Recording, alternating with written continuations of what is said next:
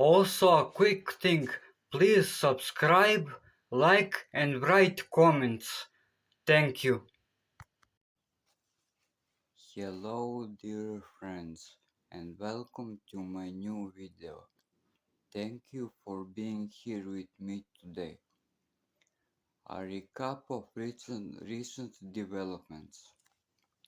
US President Donald Trump says Iran will be hit very hard after the Islamic Revolutionary Guard Corps (IRGC) launched a ballistic missile attack on US base in Jordan. Iranian media says 4 Iranian advisors were killed in joint US-Saudi strikes on Iraq. Iraq has condemned these strikes, warning they risk dragging country deeper into the conflict. At least 20 members of Iraq Popular Mobilization Forces were also killed, while 32 others were wounded in 7 of the country's provinces. Israeli forces killed 2 Palestinians and wounded more than a dozen in attacks on Gaza, despite the US brokered ceasefire.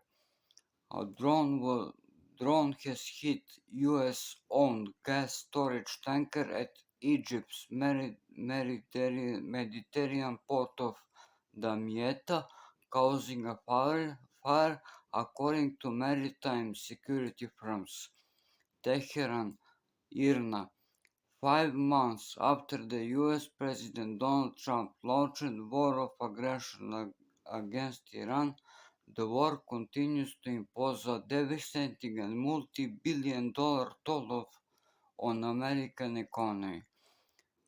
When the unprovoked assault began on February 28, Trump predicted a swift campaign of 4 to 5 weeks. However, as the war of aggression rages into the August, American taxpayers are shouldering a financial burden far exceeding early Pentagon predictions, exposing the deep strategic miscalculations behind the war, according to an article published by The Telegraph on July 28. Pete Hegseth, the U.S. Defense Secretary, acknowledged the war of aggression has already cost the government at least $37.5 billion, warning that Pentagon was running out of money. Yet this official figure pales in comparison to the true economic shockwaves uh, reverberating throughout the American economy. According to analysis by The Telegraph, the real cost of war in Iran, American economy reached $151.3 billion by July 24th.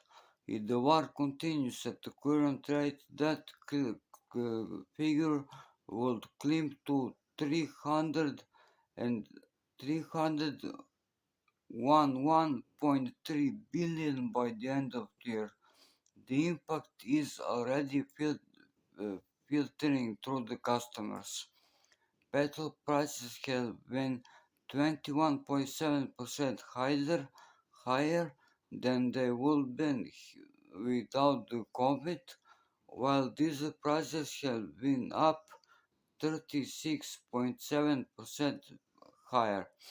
The price of Brent crude has leaped from extreme to extreme since the war began, frequently toppling 100 per barrel before crashing back down to the high 60s. The American consumer is already feeling the direct impact of West's military adventurism. The real report indicates that petrol prices in US have surged 21.7% compared to what they would been without the war, while diesel prices have skyrocketed by 36.7%.